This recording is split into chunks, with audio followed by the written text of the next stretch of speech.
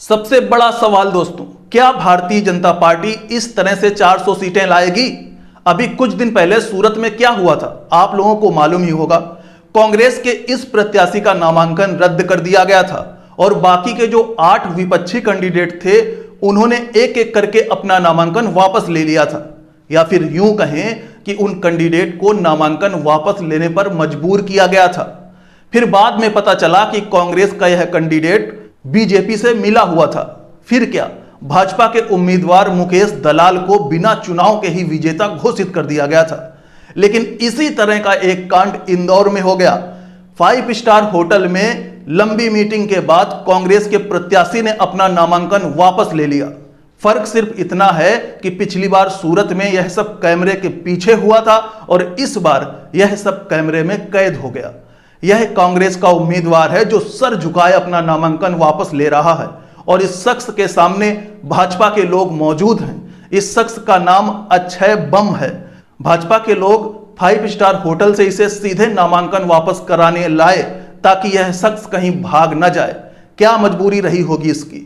क्या इसे पैसे का प्रलोभन दिया गया होगा या फिर इसे किसी चीज को लेकर डराया गया होगा? इसकी सटीक जानकारी अभी सामने नहीं आ पाई है। अब यह अपना नामांकन वापस लेकर बीजेपी में शामिल हो गया है।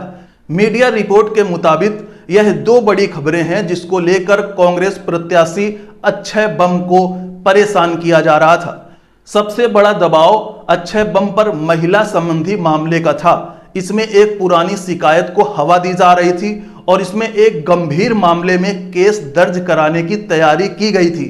इस दबाव को अक्षय बम सहन नहीं कर पाए, यह सबसे बड़ी वजह बनी दोस्तों।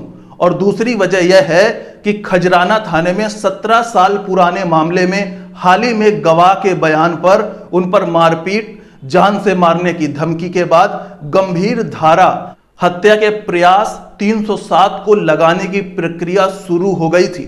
यह भी एक दूसरी बड़ी वजह है। लेकिन मैं यह जानना चाहता हूं कि अगर ये इस तरह की प्रवृत्ति का इंसान है तो भाजपा वालों ने इसे अपने पाले में शामिल क्यों किया? भारत की राजनीति आखिर किस तरह का रुख ले रही है? क्या जनता को अब वोट डालने का भी अधिकार नहीं रह जाएगा कि जनता अपने मन मुताबिक कैंडिडेट को चुन सके? सोचो, अगर बिना चुनाव के ही भाजपा नेता चुनाव जीत जाएंगे तो यह जनता का क्या ही भला करेंगे? और फिर जनता भी अपनी समस्या को ऐसे सांसद के पास कैसे लेकर जाएगी? जनता किस हक से यह कह पाएगी कि हमारा काम कराइए, हमने आपको वोट दिया है? भारत का लोकतंत्र आखिरी सांसें ले रहा। आजाद भारत फिर से तानाशाही की गिरफ्त में आता जा रहा। नमस्कार।